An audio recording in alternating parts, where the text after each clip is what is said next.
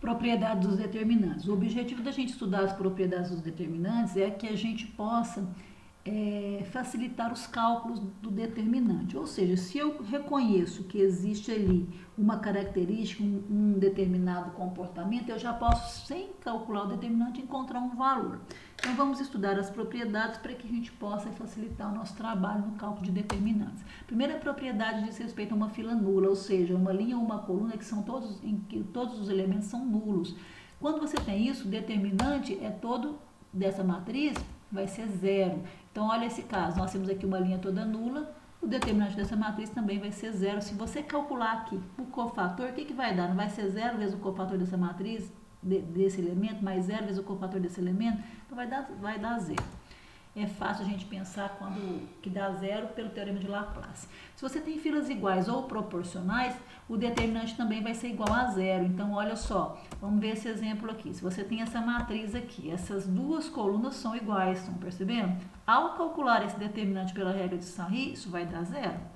Se você tem também linhas ou colunas que são proporcionais umas às outras, nesse caso aqui, ó, essa linha 2, ela é o dobro da linha 1. Se for triplo, se for múltipla uma da outra, o determinante também vai ser zero. Então, a segunda linha aí é 2 vezes a primeira linha, o determinante é zero, porque isso é ser proporcional.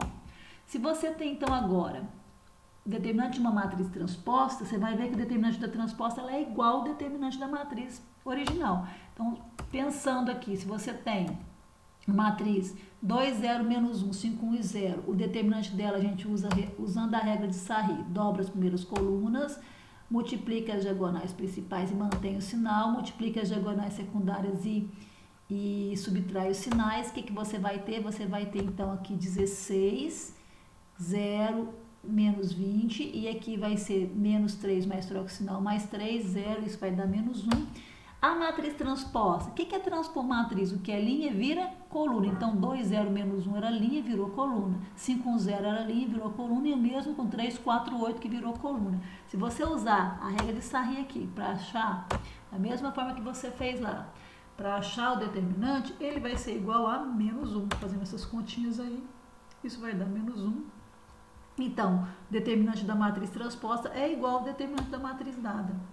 O teorema de Binet é um teorema muito utilizado, muito importante nos exercícios, porque geralmente cobra-se esse conhecimento. O que ele diz? O determinante do produto de matrizes é o produto dos determinantes. Mas só aplica o teorema de Binet quando a gente tem matrizes quadradas de mesma ordem. Então, não é qualquer produto que vale, tem que ser matriz de mesma ordem. Ok? Então, exemplo aqui, ó, se você tem essas matrizes de ordem 2, é simples fazer o determinante delas, né? Aqui vai ser, ó, 4 vezes 3, 12, menos 2, 10. 3 vezes 2, 6, menos nada, 6. O produto delas vai dar 60. Se eu fizer A vezes B, matriz A vezes matriz B, esse é o resultado. Lembrando que para multiplicar a matriz eu pego linha por coluna. Então, aqui, ó, 4 vezes 3 mais 1 vezes 2, 13. E assim por diante. Fazendo o determinante aqui, vai ser o quê?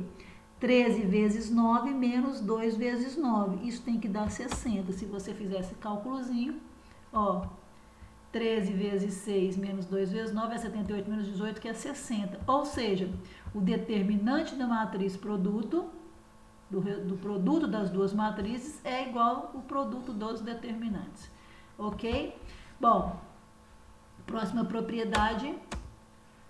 Propriedade da matriz triangular. A matriz triangular, vocês lembram o que era uma matriz triangular? Acima da diagonal principal é tudo zero. Então, se você tem uma matriz triangular, acima da diagonal principal tudo zero, o determinante dessa matriz vai ser o quê?